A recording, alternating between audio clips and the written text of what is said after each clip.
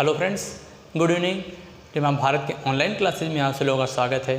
Friends, हम पुनः उपस्थित हैं और क्लास को कंटिन्यू करेंगे और हम लोग आज डिस्कस करेंगे दलित आंदोलन यानी कि निम्न जाति आंदोलन। निम्न जाति आंदोलन में हम देखेंगे बी.आर. अम्बेडकर तथा दलित आंदोलन में बी.आर. अम्बेडकर की क्या भूमिका थी। इस टॉपिक पे हम लोग पूरा डिटेल से कवर करेंगे। टॉपिक अपने आप में बहुत ही महत्वपूर्ण है।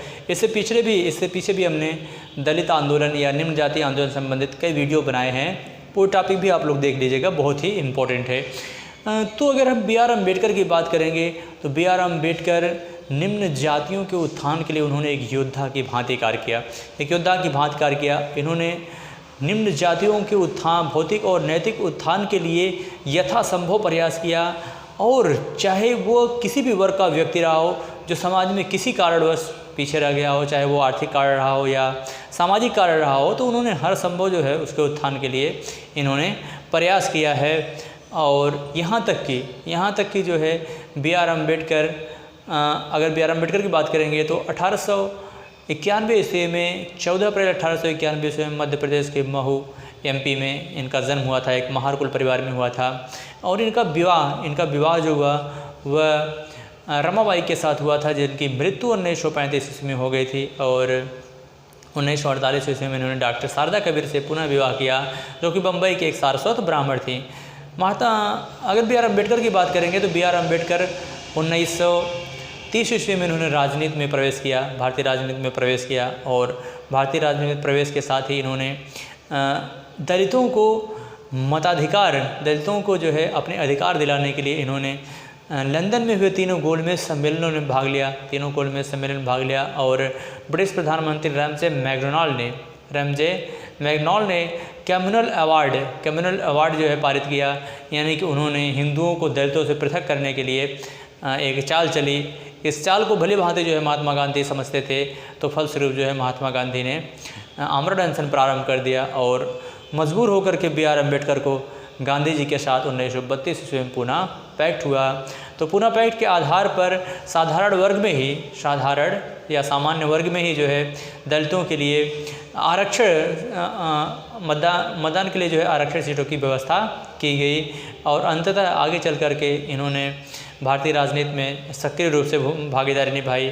फिर आगे चल कर के देश की आज़ादी के बाद कांग्रेस द्वारा इन्हें संविधान सभा का सदस्य घोषित किया गया। और भारतीय संविधान के निर्माण में तथा संविधान सभा के मार्गदर्शन में बी.आर. अम्बेडकर का महत्वपूर्ण योगदान रहा।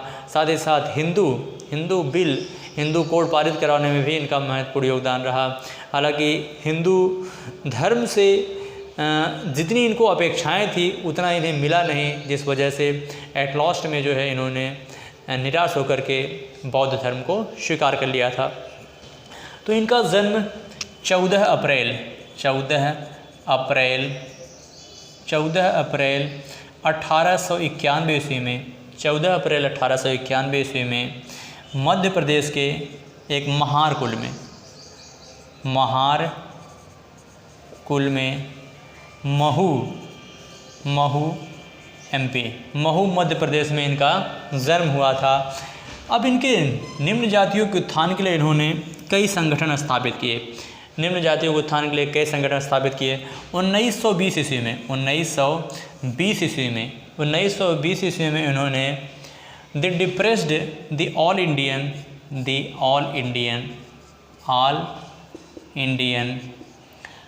All Indian depressed class federation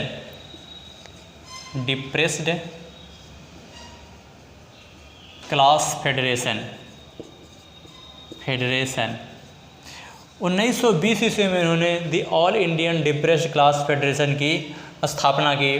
निम्न जातियों के उत्थान के लिए इन्होंने यह संगठन स्थापित किया। 1924 ईस्वी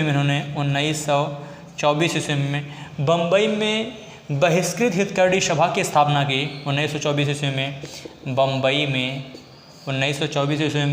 बम्बई में इन्होंने बहिष्कृत हितकर्णी सभा की स्थापना की। बहिष्कृत हितकर्णी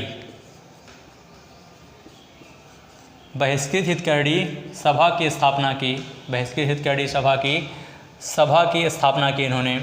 1924 ईस्वी में बहिष्कृत हितकर्णी सभा की स्थापना की। इन्होंने B.R. अम्बेडकर के द्वारा महार आंदोलन चलाया गया। महार आंदोलन चलाया गया। महार आंदोलन चलाया गया। निम्न जातियों को समान अधिकार दिलाने के लिए, साथ ही साथ निम्न जातियों को सार्वजनिक स्थानों जैसे कुआं वगैरह पर पानी पीने का अधिकार दिलाने के लिए इन्होंने महार आंदोलन चलाया। और साथ ही साथ जो है इन्होंने 1927 ईस्वी में मराठी में इन्होंने बहिष्कृत सभा 1927 ईस्वी में इन्होंने मराठी में बहिष्कृत भारत 1927 ईस्वी में मराठी में बहिष्कृत भारत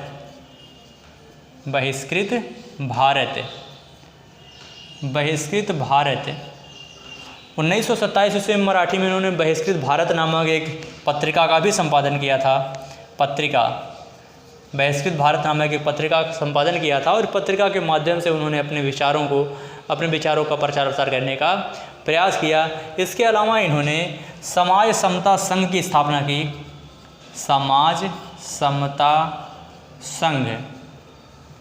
इसके अलावा इन्होंने समाज समता संघ की स्थापना B.R. अम्बेडकर के द्वारा किया गया था। इसके अलावा इन्होंने 1936 ईस्वी में स्वतंत्र श्रमिक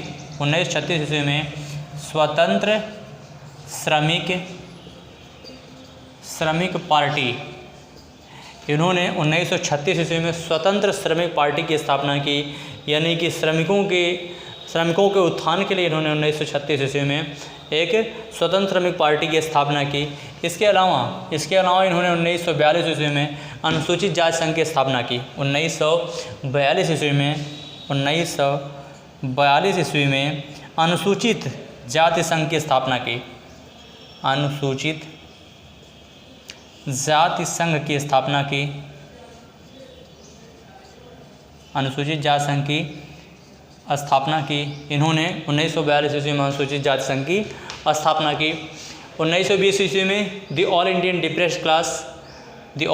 डिप्रेस्ड क्लास फेडरेशन की स्थापना की। 1920 ईस्वी में बम्बई में बहिष्कृत हितग्राही सभा की स्थापना की। इन्होंने महार आंदोलन भी चलाया। 1927 ईस्वी में इन्होंने मराठी में बहिष्कृत भारत नामक पत्रिका का संपादन भी किया तथा समाज समता संघ की स्थापना की। इसके अलावा 1936 ईस्वी में इन्होंने स्वतंत्र श्रमिक पार्टी की स्थापना की। इसके अलावा 1942 ईस्वी में इन्होंने अनुसूचित जाति संघ की स्थापना की। 1942 ईस्वी में अनुसूचित जाति संघ की स्थापना की। B.R. अम्बेडकर का योगदान की बात करेंगे। B.R. अम्बेडकर के योगदान की बात करेंगे तो 1930 ईस्वी में इन्होंने भारतीय राजनीति में प्रवेश किया। 1930 ईस्वी में भारतीय राजनीति में इन्होंने प्रवेश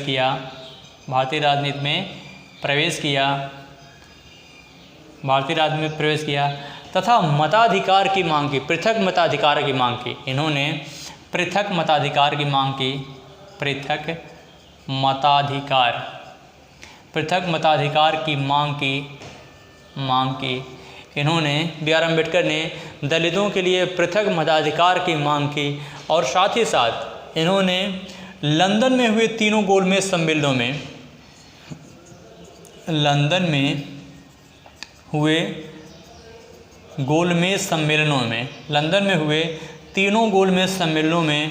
1930 प्रथम गोलमेज सम्मेलन 1930 ईस्वी, द्वितीय गोलमेज सम्मेलन 1931 ईस्वी, तृतीय गोलमेज सम्मेलन 1932 ईस्वी। तृतीय गोलमेज सम्मेलन 1932 ईस्वी। इन तीनों गोलमेज सम्मेलनों में इन्होंने भाग लिया तथा दलितों के लिए पृथक मताधिकार की मांग की। British PM Ramsay McDonald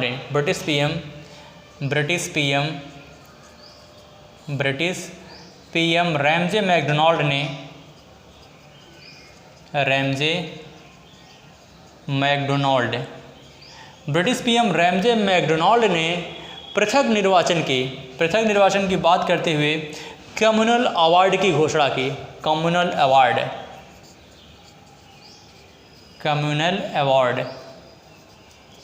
award की घोषणा करते हुए 1932 ईस्वी में कम्युनल अवार्ड घोषणा की। महात्मा गांधी इस बात को भली भांति जानते थे कि अंग्रेज़ों की यह चाल है, अंग्रेज़ हिंदुओं से दलितों को पृथक करना चाहते या भारतीयों को, भारत को ये अंग्रेज़ों की तोड़ने की चाल है, जिस वजह से महात्मा गांधी ने अनशन प्रारंभ कर दिया। महात्मा गांधी ने अनशन प्रारंभ कर दिया और जिस वजह से B.R. अम्बेडकर को विवश होकर के जो है महात्मा गांधी से एक समझौता करना पड़ा। 1932 ईस्वी में जिसे पूना पैक्ट के नाम से जाना जाता है। 1932 ईस्वी में पूना पैक्ट, 1932 ईस्वी में पूना पैक्ट के नाम से जाना जाता है और यह पूना पैक्ट महात्मा गांधी तथा B.R. अम्बेडकर के मध्य हुआ था। पूना पैक्ट के माध्यम से यह आश्वासन दिलाया गया, महात्मा गांधी ने अम्बेडकर जी को यह आश्वासन दिलाया कि सामान्य वर्ग में ही दलितों के लिए पृथक निर्वाचन, यानी कि दलितों के लिए जो है अलग से उनको सीटों का आरक्षण कर दिया जाएगा। ठीक, सामान्य वर्ग में ही सीटों का आरक्षण दिया जाएगा और दिया भी गया। ठीक, इस तरीके से 1932 ईस्वी में B.R. अम्बेडकर तथा महात्मा गांधी के मध्य पूना पैक्ट हुआ। आगे चल करके देखेंगे तो B.R. अम्बेडकर भारतीय राजनीति में उन्होंने सक्रिय भूमिका निभाई और अब महत्वपूर्ण कार्य करते रहे और फाइनली देश की आज़ादी के बाद जो है उन्हें संविधान सभा का सदस्य निर्वाचित किया गया और संविधान के निर्माण में उनका महत्वपूर्ण योगदान रहा और साथ ही साथ संविधान सभा के मार्गदर्शन में भी इन्होंने महत्वपूर्ण योगदान दिया तथा हिंदू बिल में भी इनका महत्वपूर्ण योगदान रहा। 1950 ईस्वी में B.R. अम्बेडकर निराश होकर के इन्होंने बौद्ध धर्म स्वीकार कर लिया।